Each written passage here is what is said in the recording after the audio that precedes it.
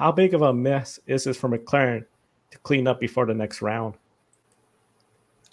That's a massive mess. I think the Ferrari comparisons in terms of strategy are apt here, although at least McLaren still came away with the 1-2. I don't think Ferrari would get that far. Usually they don't when we're joking about their strategy department. So at least they got the result. At least they got the max constructors points out of it. But just really, really unfortunate. I feel most for Oscar Piastri because I would not. I mean, regardless of whether or not I should have had the lead or I never should have lost the lead or whatever, wouldn't want to win my first race with it involving a pass with just 3 or 4 laps to go where my teammate basically parked on the front stretch for 5 seconds and let me through. You can understand why the drivers were a little bit subdued in their enthusiasm when it came to a driver taking his first ever Formula One Grand Prix win. I know Piastri got the sprint win last year, but his first full race win.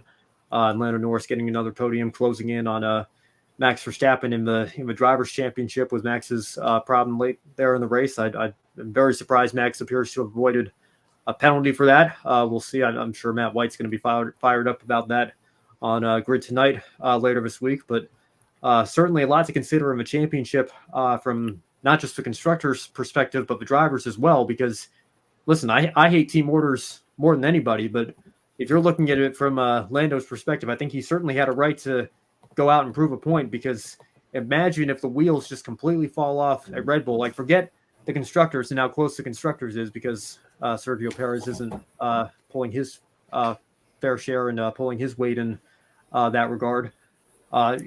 Imagine if Max Verstappen just completely falls apart, Lando Norris closes the gap, but Max holds on to win the championship by 7 points or a smaller margin.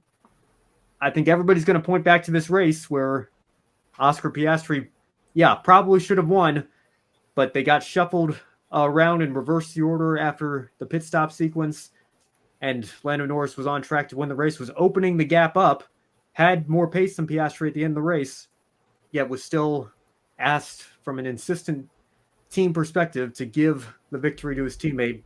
I just think it's a very messy situation. I think for newer race fans, for maybe NASCAR fans who just recently got into Formula One, or the American fan base in particular, newer F1 fans, I think it's totally a foreign concept to see somebody let their teammate through.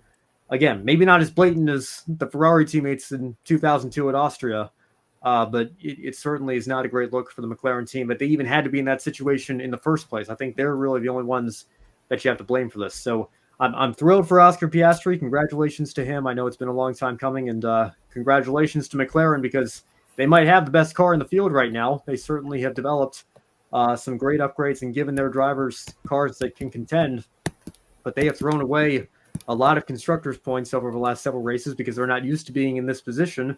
They've squandered their strategy a little bit, and even when they haven't squandered any constructors' points, we're still talking about their strategy department here today and how it's left them with a mess that they have to clean up. So we'll see if they can do that. But again, it's unfortunate for Piastri in particular that we're not more enthusiastic about driver's first ever F1 victory. And one of the things you say, can they improve what they've been doing wrong when it comes to strategy? Because British Grand Prix, that was another example where the strategy department got it wrong.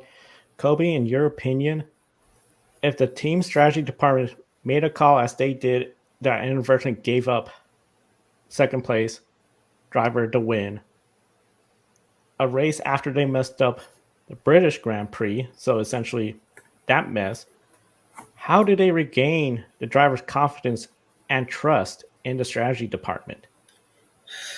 To be honest, Joe, I don't really know how they can regain the trust and confidence of the drivers after a fiasco like this. And I want to say, I think Oscar Piastri is a really great driver, a great young talent. I think he has an extremely bright future in Formula One. I think he has potential to be a future Formula One world champion, and you only get to win your first race once. And sadly, I think it's super disappointing that when we're talking about Oscar Piastri's first win, it's going to kind of be tainted in a way because of this team order. Because Lando Norris was clearly on pace to win this race, and then been told to pull over like this when you clearly have the better car, and to do this in front of this huge crowd. as you said, Joe, really demoralizing to see politics play a role in racing like this. And we know how most people feel about team orders and all of this, but to answer your question, I really don't know how this is going to regain the driver's confidence and trust, because it's definitely a really ugly look with what happened today. And I really do hate that for Oscar Piastri. So I guess the best thing they can do is just move forward, is regardless of the circumstances, just let the drivers race and, and figure it out from there.